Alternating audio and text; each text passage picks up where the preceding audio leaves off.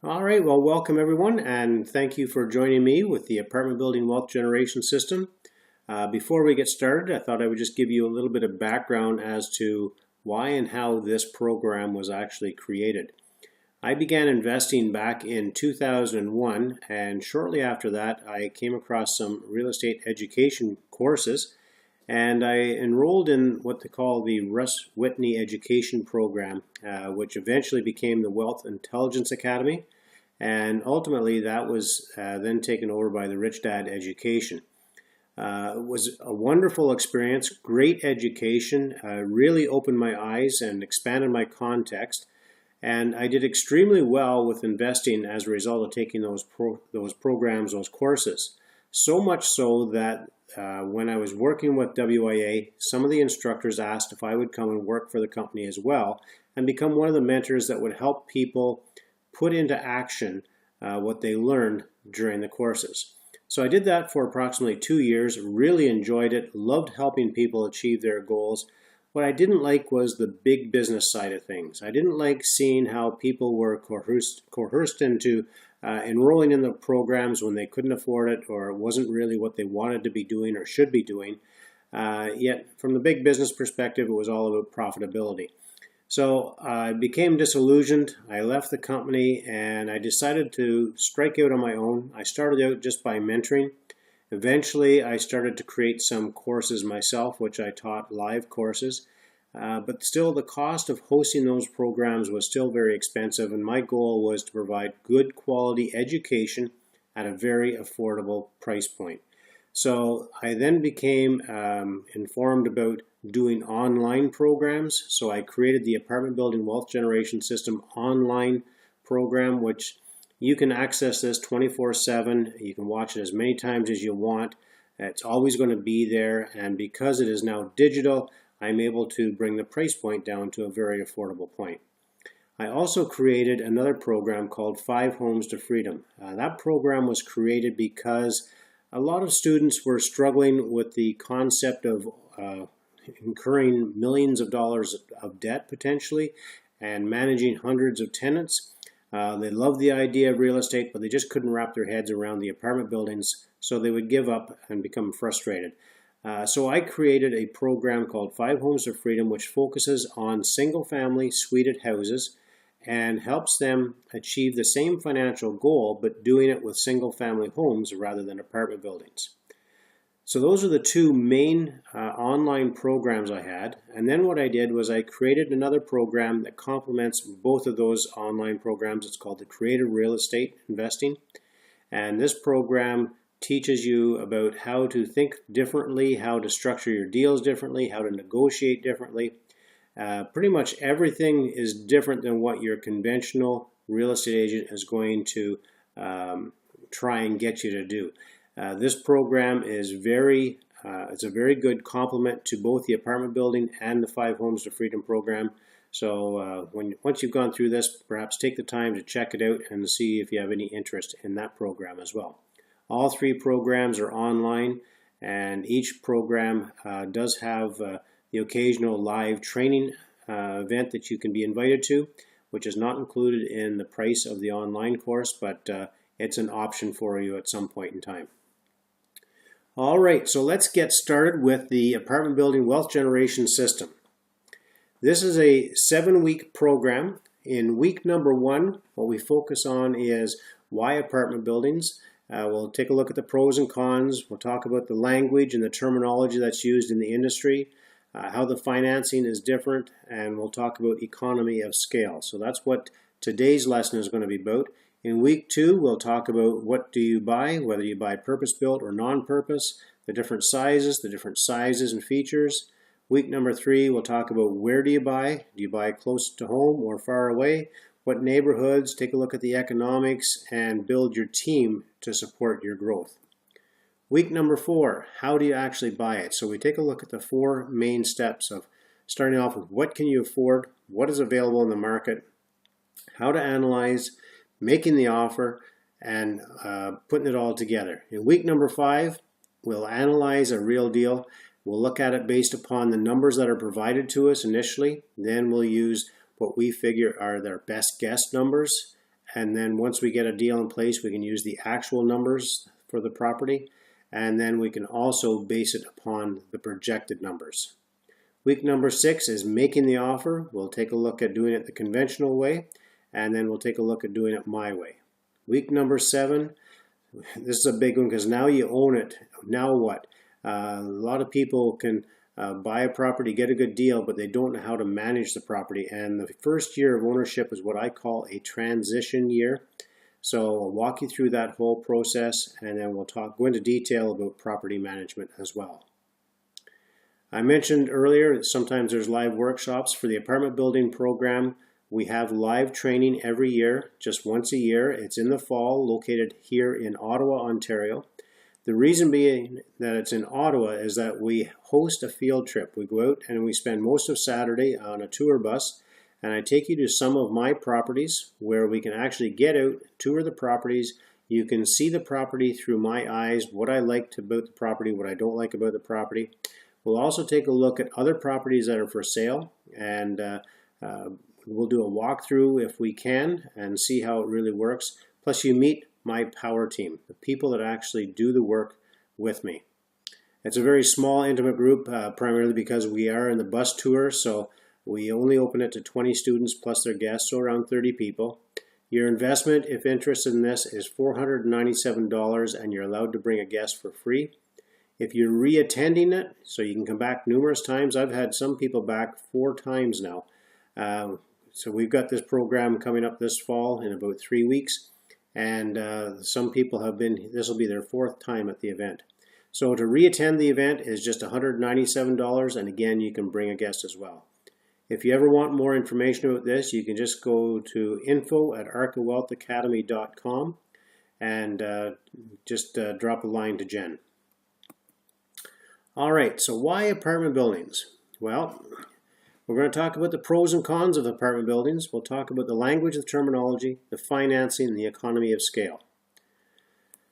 So let's start with the assumption that you have $100,000 to invest. So we'll just set the context here a little bit. The choice is an 11-unit apartment building with a value of $650,000 in Smith Falls. That's a neighboring town. That's actually one of the towns that I invest in. Or 2 single-family homes in the same town, suited into duplexes with a value of $250,000 each.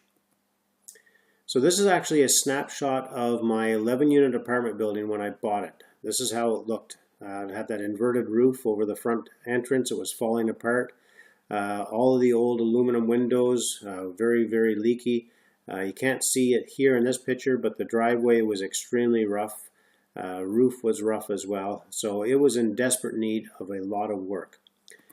This is what it looked like about a year and a half after we purchased it. We had proper drainage on it. We resurfaced the area. We removed that old canopy, put on a new canopy, as well as changed all the siding.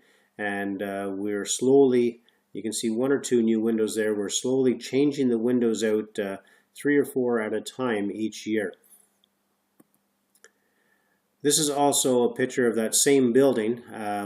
We put a brand new roof on it. That roof off to the right there is a white rubber membrane roof. It would have new insulation under it as well. So it makes it for a much more efficient, for heating and cooling in the summertime, much more efficient. And obviously no water leaking into the upstairs units as well. That roof would cost approximately $24,000 to $25,000. On the left-hand side there, you can see there's a high-efficiency hot water heating system. The furnace is mounted on the wall. You can see by the stains on the floor and the lack of paint against the wall, there used to be a floor-mounted unit sitting there. We replaced that with that high-efficiency unit. And we also installed a new hot water tank that supplies the domestic hot water to the building. Inside that same building, we replaced all of the partitions. You can see that there's glass there. It used to be wood on the bottom, glass on the top, and the doors used to be solid wood. So it was very dark and dingy in there. And just the door hadn't been painted yet, but just by changing that out, it made it so much brighter. This is actually that property's spreadsheet. So the address is 11 River Street. I'm using a cap rate of 6.5%, and the appreciation is 3%, which is a very modest appreciation. So when I purchased the property, the asking price was $450,000, and we actually purchased it for $435,000.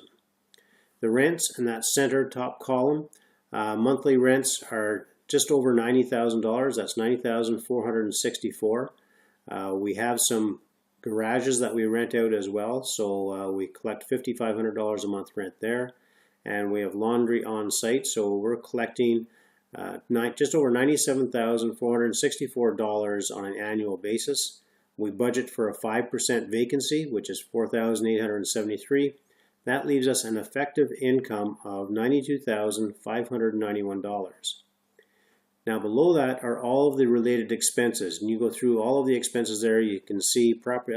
I always, when I created this spreadsheet, I always put at the top of the expenses the most common expenses that you're going to see in each and every property. As you go further down the column there, some of the expenses are not going to be applicable depending on the property you're looking at. So property taxes, just over $12,000. Property insurance, water and sewer, natural gas for the heating system, electricity. Maintenance, we budget for $600 per door, which works out to be $6,600 because if you see up in the top left, the number of doors is 11, so that calculates for you automatically. You just enter in $600 per door and it comes up to $6,600. Management fees, I'm going to put in 7%, so that's 7% of the effective gross income up above. Put in some money for the snow removal, advertising, cutting the grass, accounting services, legal, and I'm not talking lawyer there, but when you have to go to tribunal to evict tenants, there's some legal costs. Cleaning on an annual basis as well. So our total expenses comes up to just over $49,000, which works out to be 50% of the income.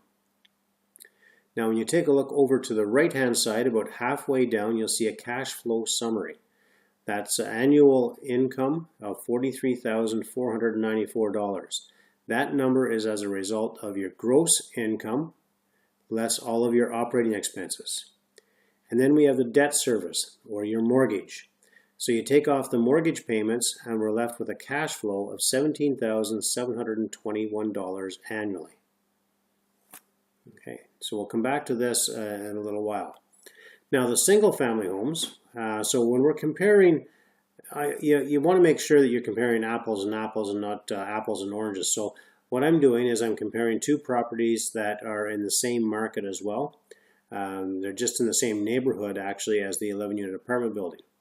So we purchased the choice is to purchase one 11-unit apartment building valued at $650,000 with your $100,000 cash, or purchase two 3-bedroom houses worth $250,000 each. So with the single family versus apartment building cash flow, the purchase price $250,000, your mortgage is $200,000 or $1,052 for payments.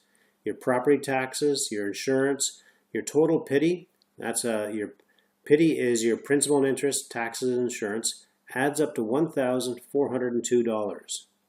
Now your rent for a single family house of this nature would be $1,400, and even that's a little bit on the high side in this particular market, but I'm giving it the benefit of the doubt.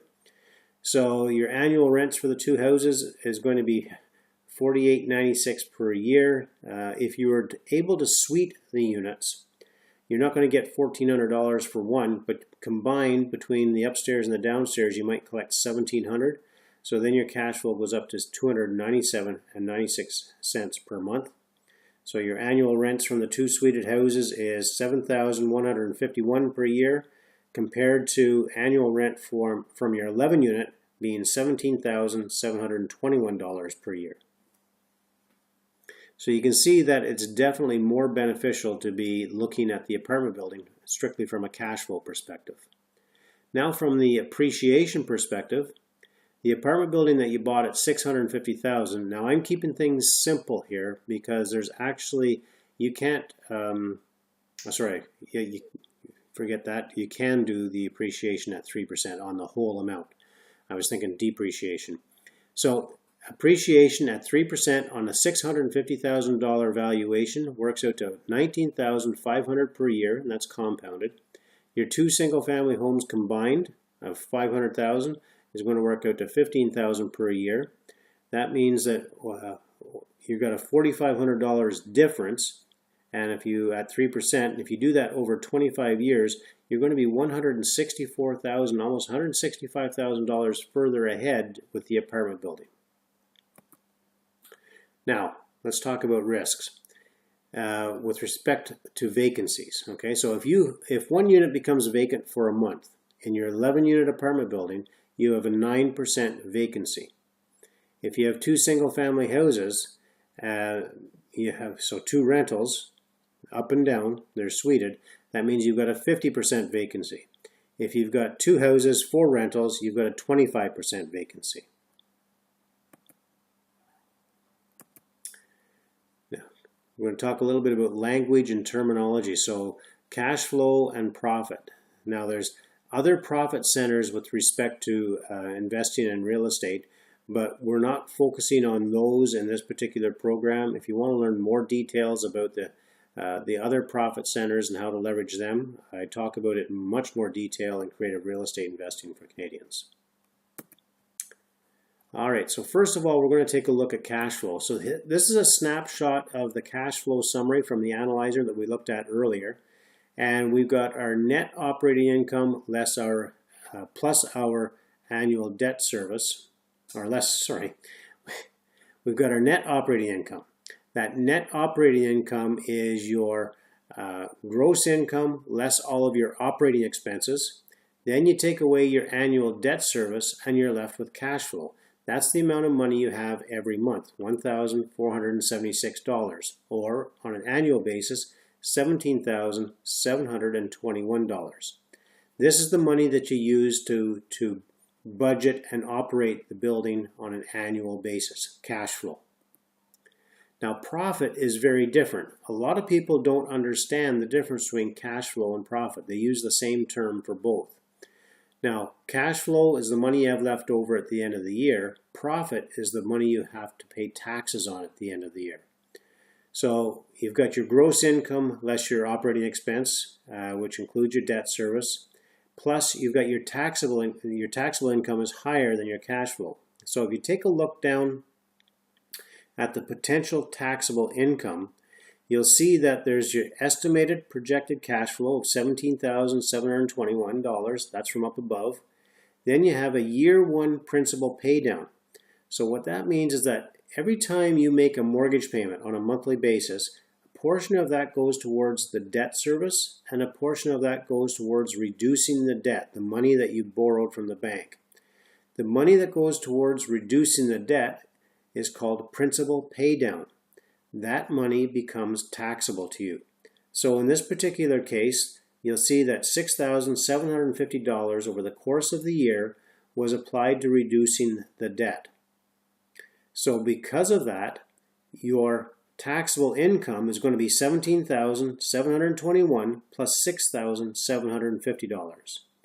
Now, if you want, so that works out to $24,471. That's how much you're going to have to pay taxes on.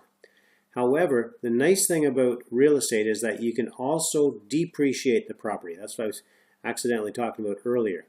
So if you choose to, you can take a portion of the value of that property, up to 4% of the improvements to the land. That's the building itself. You can take up to 4% of that and use that number to reduce your taxable income. So in this particular case, the depreciation amount is $13,920, which means your taxable income has been reduced from $24,400 down to $10,500. That's a significant savings for taxes. So cash flow is quite simply the gross income, which includes your rents from your apartment, storage renters, rental lockers, sheds, parking, garage rental, laundry, signage, anything that you can do in order to generate income for your property is going to fall into the gross income category.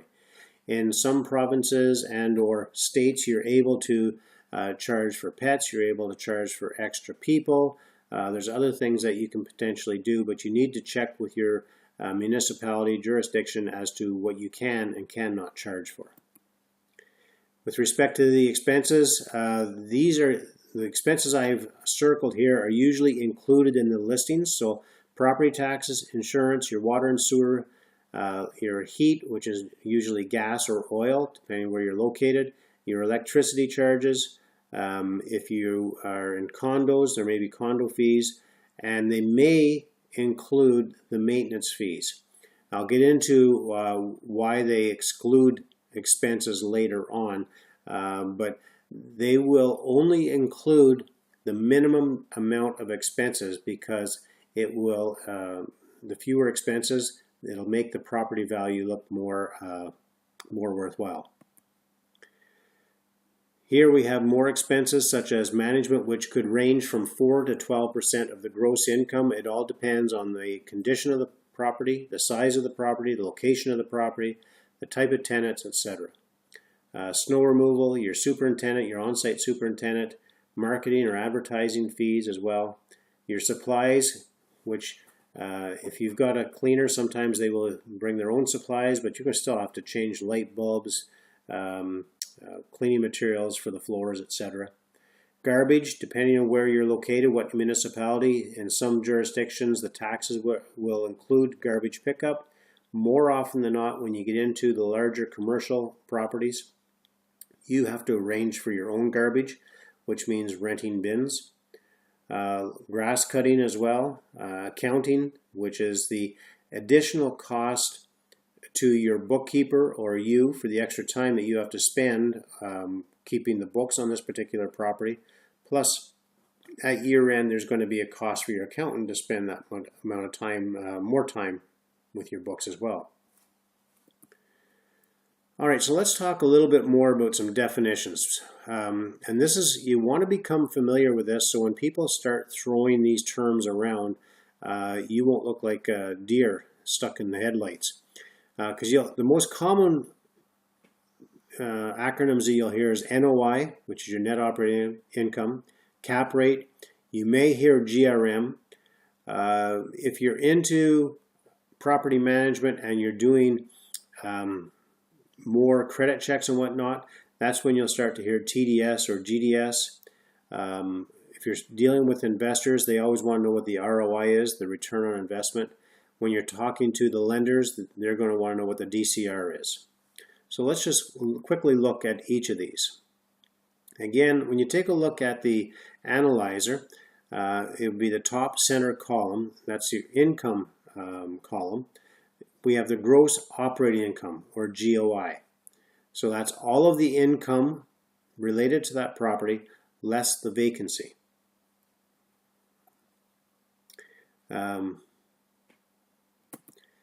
Then we have the net operating income. The net operating income is quite simply your gross operating income less all of the operating expenses.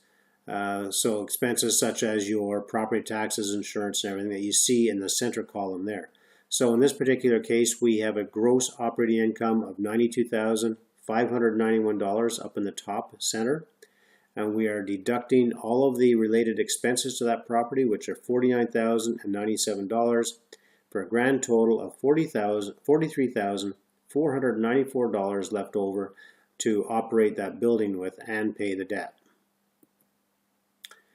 Cap rate is also referred to as capitalization rate.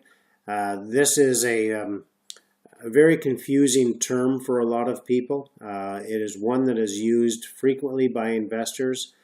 I'll get into more of this later on because it's a number that can be skewed very, very easily. So you always use the cap rate as a guideline when you're buying a property. You never use it to actually make your buying decision. Now the cap rate is calculated by taking the net operating income of the property and you divide it by the market value for that property. Then you take that value and you multiply it by 100 in order to put it into a percentage value. So if you want to determine the market value of a rental property and you know what the market capitalization rate is, the formula would be as follows. You take the market value equals your net operating income for the property, divide by the market capitalization rate, multiply that by 100, and you've got your market value. So in my particular case, we had a net operating income of $43,494. You divide that by the 6.5% cap rate, and it comes up with a market value of $669,138.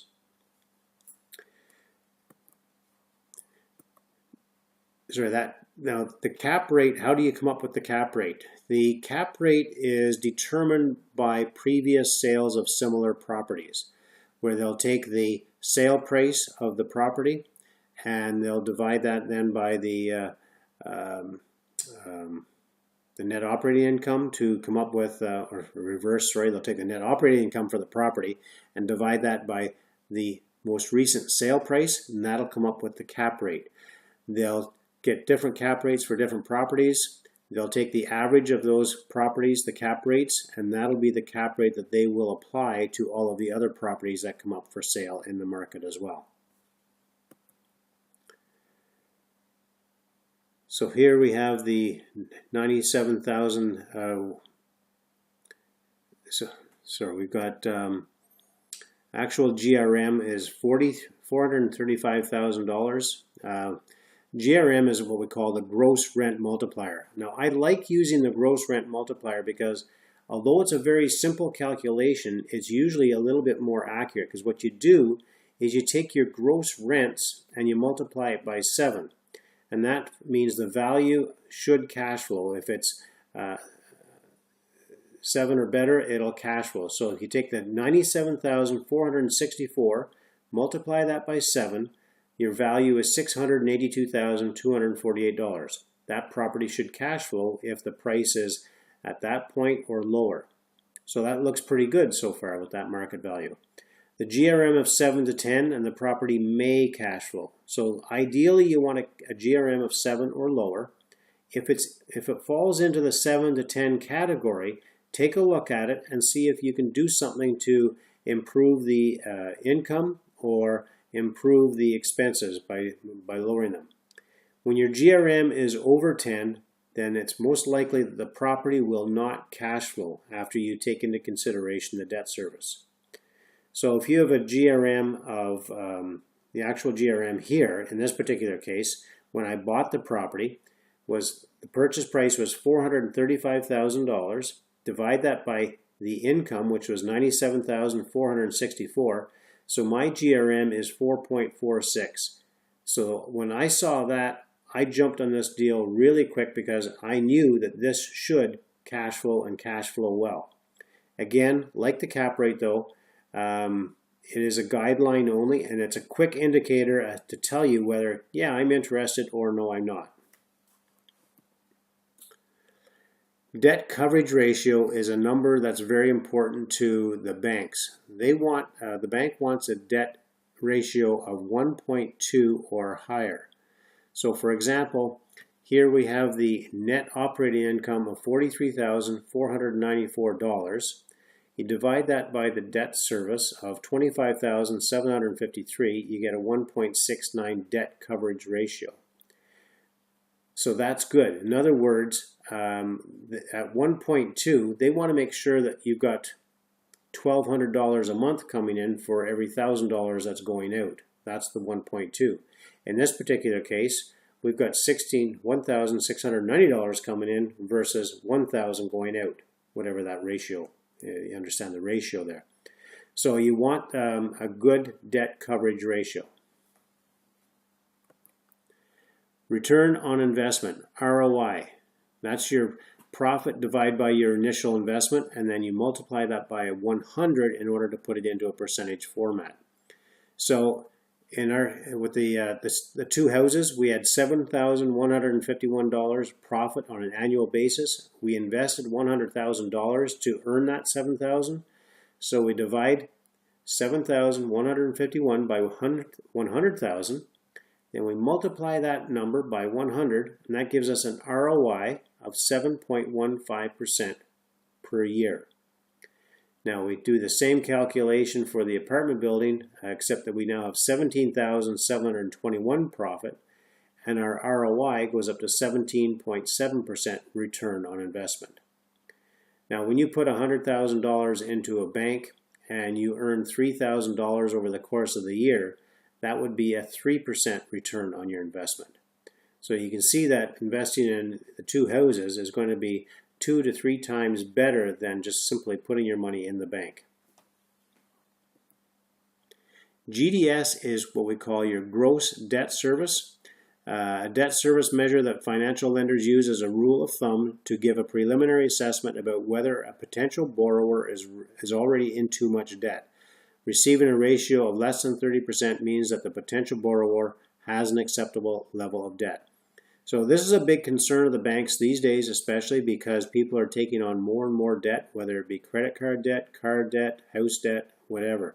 So the banks want to make sure that you don't have too much debt on your books and that you can afford the mortgage that you are applying for. So they take your annual mortgage payments plus your property taxes, divide that by the gross family income, and that will be your GDS. And as long as that comes up to no more than 30%, then the lender will be happy with that. This is something that I would strongly urge you to sit down with your mortgage agent and discuss so that you have a better handle and understanding on this. So here, for example, if we have a $1,275 mortgage payment and property taxes are $225 and the family income is $5,000, you do the calculations, that works out to 0.3 or 30%. Therefore, you would qualify for residential or commercial. TDS is total debt service, and this is on the personal side. So a debt service measure that financial lenders use as a rule of thumb to give a preliminary assessment whether a potential borrower is already in too much debt. More specifically, this ratio shows the proportion of gross income that is already spent on housing-related and other similar payments. So receiving a ratio of less than 40% means that the potential borrower has an acceptable level of debt. Now, in the previous one, I shouldn't have included car payments or credit cards. In the TDS, this is where you have your house payment, your property taxes, your car payment, your credit card payments, everything that you owe now goes into this calculation. So in this particular case, let's say you've got the same mortgage, you've got the same property taxes, but you've got a line of credit that you're using that you're paying $325 per month. You also have a car payment of $375, but you still have the same annual income. That, when you do the math, that comes up to 0.44 or 44%. That's above the 40% threshold. Therefore, you're not going to qualify for residential regardless of your credit scores. You could have a perfect credit score, but they don't care because in their opinion, you have too much debt. Now, the commercial lender isn't concerned about this, and I'll discuss more why that's the case. So financing, we're going to take a look at residential versus commercial. The residential, some of the pros with residential mortgages that you usually get very low rates. Right now we're around 2.55 to 3.89% interest rate, which is extremely low. As I'm recording this, the rates have gone up very slightly, but I don't foresee them skyrocketing anytime in the near future. You also have flexible terms. So you can lock into a mortgage for anywhere from a year to up to 7 years, and that means that you've got the same monthly payments for the entire term of that mortgage. But if you want to pay the mortgage off early, you've got some flexibility. They've got a calculation to figure out how much your penalty is going to be. They're not going to charge you for all of the interest owing for the balance of the term, but they're going to charge you for some.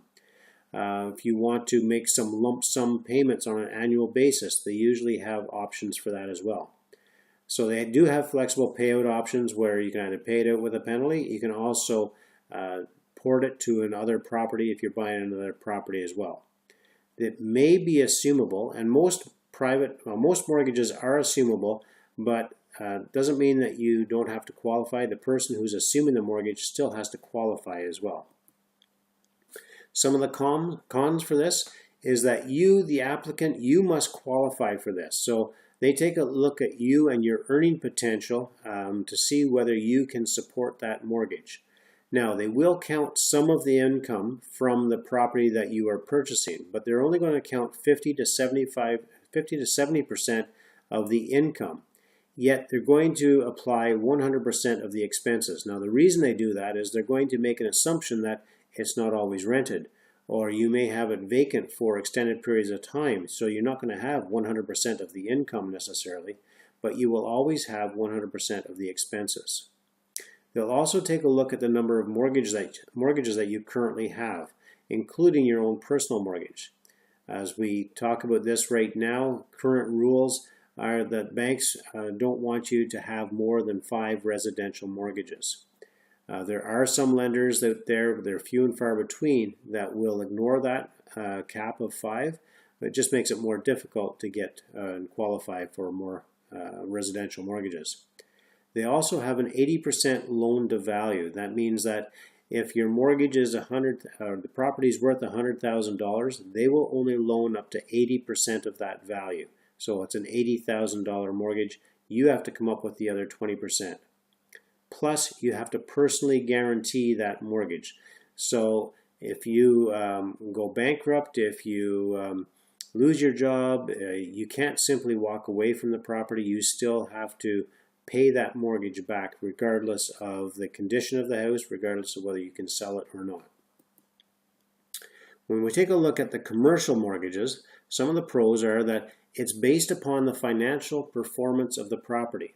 So unlike with the residential mortgages, they will allow you to use 50 to 70% of the rental income. When you get into the commercial, they will allow you to use 100% of the income that it generates. They will also allow you to go up to 85% loan to value. Now, a lot of people have the belief that commercial rates are much more expensive than residential rates. Now, they can be more expensive, especially when you get into commercial non-residential. However, what we're talking about here is commercial residential, like an apartment building. I deal with First National, and my lender there is Darrell Bellwood. I get rates sent to me on a daily basis, and today's rates, I would be able to qualify for a mortgage anywhere between 2.25 and 3.5, depending on the size of the mortgage, depending on the quality of the property, depending where it's located, depending on my credit score at the time. So the rates are extremely competitive, especially if you're looking at insured money. Now, if it's assumable, again, most mortgages, commercial mortgages are assumable, but you still need to qualify. In other words, you have to fill out a application form to make sure you qualify, to make sure you've got a good credit score, and you've got a net worth of a minimum of $100,000 as well.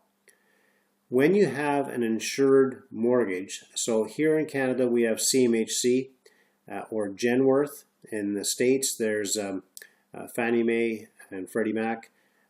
These insured lenders are good from the sense that when it comes up for renewal, the bank that is hosting the debt for you cannot turn you away. They have to renew that mortgage at whatever the current rates happen to be. Now, in the U.S. market, when they have a 25-year amortization, they also have a 25-year term. In Canada, we can have that same 25-year amortization, but unfortunately our term will be capped at between 5 and 10 years. So at the end of the 5 or 10 years, the lender might say, I don't want to renew the mortgage, we're no longer in the commercial lending, whatever reason, and you have to go find financing someplace else for the balance of your term. When you do CMHC financing, you don't have to worry about that because the mortgage will automatically be renewed because CMHC is guaranteeing it. Now, if you don't have a job, you don't need to worry about it because with commercial, they don't look at your income. They take a look at your credit score to make sure that you are credit worthy, and they also take a look at your net worth to make sure that you are on solid footing financially, so they like to see a net worth of $100,000 minimum. Some of the cons with commercial financing is that you still have to personally guarantee it, and if you sell the property and the new buyer assumes that mortgage, they don't necessarily take your personal guarantee off that mortgage, so you need to be aware of that. There's no early discharge option, even with penalties, unless you are prepared to pay 100% of the interest owed to the lender for the balance of the term. There's far more upfront fees than there are with the residential. With residential, a lot of the fees are absorbed by the banks. They pay for that. When you get into the commercial, that's a different game, and you have to pay for appraisals, you have to pay for application fees, etc. There's also the mortgage insurance. You can get mortgage insurance on residential and commercial. With your commercial mortgage insurance, the rates are considerably higher, and depending on the terms and conditions, it can be as high as 5%. It's still worth looking at and doing the math to see whether it makes sense or not. For most of my mortgages, actually I think all of my commercial mortgages, they are CMHC insured, simply because of peace of mind, low interest rates, and I'm also able to do it with 85% down as well. Economy of scale. This is a big one as well. So when you've got one apartment building, you have one roof, versus the two single family homes, you have two roofs to take care of. That new rubber membrane roof that we put on, it's guaranteed for it's 15-year guarantee. After that, the rubber membrane roof that we replaced on there was approximately 40 years old. So if you maintain it and take care of it, it will easily last you 30 to 40 years. Whereas with an asphalt roof, conventional asphalt, they don't have the same durability anymore. So even if you get a 30-year asphalt shingle, you'll be lucky to get 15 years out of it. And it also depends on the wind, the rain, direction of the sun, etc. will wear and tear. Ventilation in your attic. There's a lot of things that can affect the condition and the aging of your shingles. The furnace, this is the furnace that on the left that I was showing you earlier. With one building, that one furnace will service 11 apartments, versus two single family homes. You're going to have either two furnaces or four furnaces, depending on whether you suite the homes or not. So you can have one furnace at $15,000 or four at $4,000 to $5,000 each. With the apartment building, you only have one maintenance call on an annual basis. With the others, you're going to have four service calls on an annual basis. When you have a furnace in a single family house, typically the tenants will pay for utilities, including heat. So if you have to replace your furnace with a new high efficiency furnace at your cost, because it's part of the capital improvements to that property that you are responsible for as a landlord, the benefits of that new high efficiency furnace are going to be realized by the tenant in a lower heating cost. So you don't even get to enjoy the cost savings. Whereas with the single furnace that's heating the hot water heating system for the entire building, all of 11 units, the actual heating cost is included in their rent. So if I can reduce my expenses for heating, that's money that's going straight into my pocket, cash savings every year. In this particular case, when we replaced the furnace, we reduced our heating costs by approximately $5,000 a year. And when you apply the 6.5% cap rate to the equation, that turns into a almost $77,000 value increase in the building. So by changing that furnace, I've increased the value of the building, plus I've reduced my maintenance costs and improved my cash flow.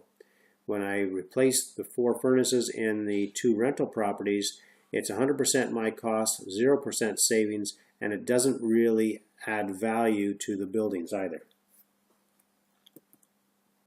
Then we talk about management. With an apartment building, the management fees can be as low as 4 to 8% versus 8 to 12% with single family homes. The primary reason being that it's much easier to manage one building. It's drive to one location. It's very convenient. You're not going all over the city. You could have 8 houses and be all over the city and driving all over the place. It becomes a management nightmare.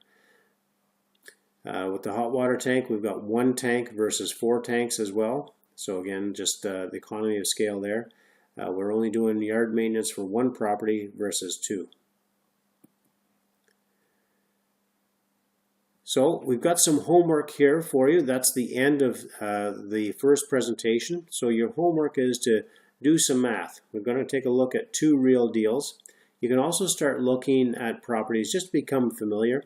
your MLS, the commercial version of MLS, which can also be called MLX. Also take a look if you're in Western Canada. Western Investor is a good resource there. Kijiji is always a good resource as well, or any other internet-based, web-based provider like Kijiji. LoopNet is a commercial website that you can go to. You have to pay for that. ICI World is limited as well, so it's also a good place. The challenge with ICI World is I find that a lot of the inventory there is old, outdated, could be sold already or could be expired, whatever the case. So the goal with the homework is to start getting familiar with the language and the numbers. Here we have a snapshot of an MLS listing that was provided with, and as you can see, they don't give you all of the exact numbers related to the building. Sometimes you have to put in some assumptions. So down in the expenses, for example, they have a management fee of 4%, a caretaker, that's fine. They've got gas, power, insurance, repairs and maintenance. Actually, they've got a bit more here than some do. Quite often they won't put in a caretaker, or they won't put in the property maintenance. They'll leave those blank. What I've done though is I've put that information on this spreadsheet here for you, so you don't have to strain your eyes to see what the numbers are. And compare that with Lethbridge townhouses here. And again, here's the financials for the townhouses. So what I would like you to do for homework, just to start getting familiar with that, is calculate what the cost per door is of the asking price. What is the gross rent multiplier? What is the value based upon a GRM of 7 and of 10? What's the cap rate based upon the numbers that they provide, using a value with cap rate of 7? What's the mortgage value at 85% loan to value of asking price? How much cash is going to be required and include 1% for closing costs? What's the NOI, cash flow, and ROI based upon the cash flow? And that's it for today, for this presentation. I hope you enjoyed that, and I look forward to talking to you on the next webinar.